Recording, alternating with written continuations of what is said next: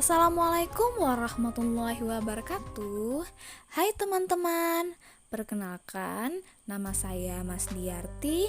Pada kesempatan kali ini, saya akan memaparkan hasil demonstrasi kontekstual mengenai topik 1 tentang perjalanan pendidikan nasional pada mata kuliah Filosofi Pendidikan Indonesia, bidang studi, sekolah dasar, program pendidikan profesi guru prajabatan tahun 2022, Universitas Lambung Mangkurat.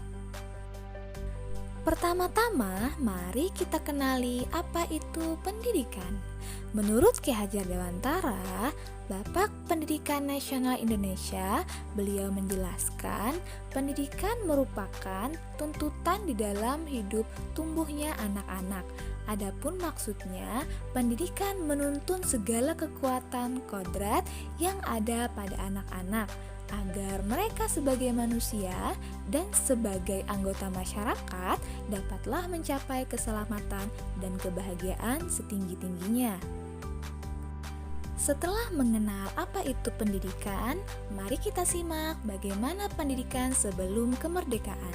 Seperti yang kita ketahui bahwa pendidikan zaman kolonial semata-mata ditujukan mencari dan mendapatkan keuntungan dalam rangka memenuhi kebutuhan sebagai objek perdagangan. Tidak lebih dan tidak kurang. Kemudian ada instruksi yang menegaskan bahwa kepada pihak rakyat hendaknya diberi pengajaran membaca, menulis, dan juga berhitung. Akan tetapi hanya seperlunya saja dan melulu untuk mendidik orang-orang pembantu dalam beberapa usahanya. Jadi semata-mata guna untuk memperbesar keuntungan perusahaan-perusahaan mereka sendiri. Selanjutnya, pendidikan setelah kemerdekaan. Pada tanggal 17 Agustus 1945, Indonesia menyatakan kemerdekaan.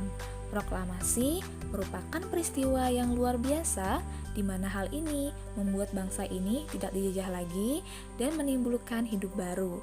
Salah satunya pada bidang pendidikan. Perlunya mencoba untuk mengubah sistem pendidikan yang dimana sistem sesuai dengan suasana baru. Pembelajaran di sekolah-sekolah lebih ditekankan pada semangat nasionalisme dan membela tanah air. Setelah kita menyimak bagaimana pendidikan sebelum dan sesudah kemerdekaan, mari kita lihat bagaimana pendidikan pada saat ini. Yang pertama, kita ketahui apa itu tujuan pendidikan.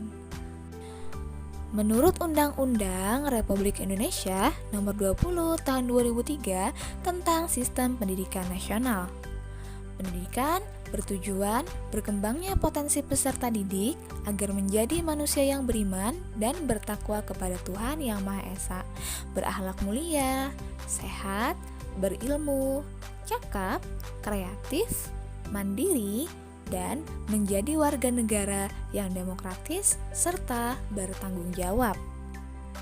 Selanjutnya kita bahas mengenai Merdeka Belajar. Merdeka Belajar memiliki 4 pokok gagasan sebagai upaya untuk menciptakan sistem dan budaya pembelajaran serta pengajaran yang lebih efektif, proaktif, kreatif, inovatif, mandiri, kontekstual dan emansipatoris, serta senafas dan sebangun dengan perubahan global di dunia pendidikan saat ini. Sehingga, untuk mencapai orientasi tersebut, Kemdikbudristek merasa perlu untuk memangkas hal-hal yang bersifat prosedural dan administratif yang dinilai menghambat efektivitas dan esensi pembelajaran. Kemudian kita bahas mengenai profil pelajar Pancasila. Profil pelajar Pancasila merupakan sejumlah karakter dan kompetensi yang diharapkan dapat diraih oleh peserta didik yang didasarkan pada nilai-nilai luhur Pancasila.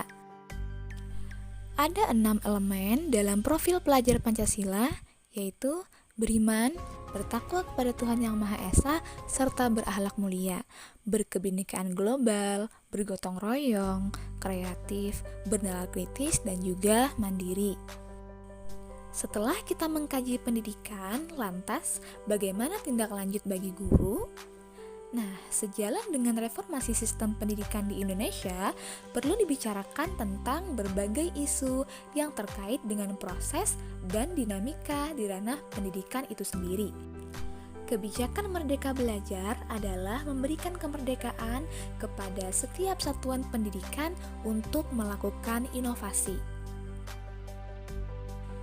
Selain itu, setiap satuan pendidikan perlunya menggali potensi yang ada pada guru, sekolah, dan peserta didik untuk berinovasi dalam meningkatkan kualitas secara mandiri.